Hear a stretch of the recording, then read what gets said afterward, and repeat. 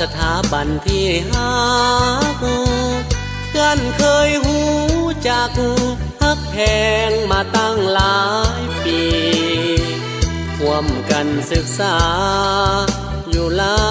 ตนาแห่งนี้วันนี้ห่างไกลสุดอะไรหัวใจดวงนี้ลาขอลาครูอาจารย์ทั้งหลายท่านยิ่งท่านสายอ้ายครูเอ้ยครูแสนดีท่านมีคุณล้นสอนตนให้เป็นคนดีบุญคุณคู่นี้สาดูดีตลอดชีวาจากไปไกลตาสุดแสนไกลบ่ฮู้วันใดเมื่อใดจะได้พบหน้าขอขอบใจทุกท่านให้ความเมตตาช่วยเฮาผ่านมาภาพยังติดตาจดจำฝังใจลาขอลารัตนาแห่งนี้อยู่มาหลายปีวันนี้จำต้องห่างไกลอายุวันนาสุขาภาลาสดใส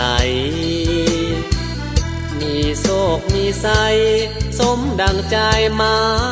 ยปองเถิด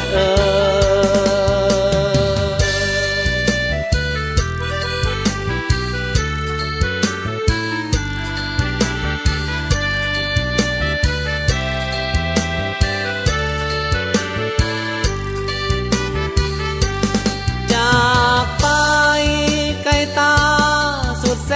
นไกลบ่ฮู้วันใดเมื่อใดจะได้พบหน้าขอขอบใจ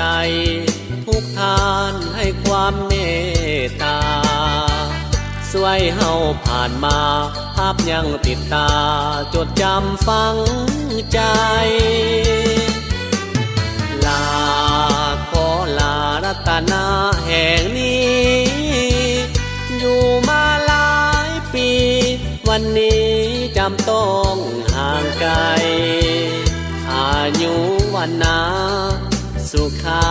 ภาลาสดใสมีโศกมีใสสมดังใจหมาย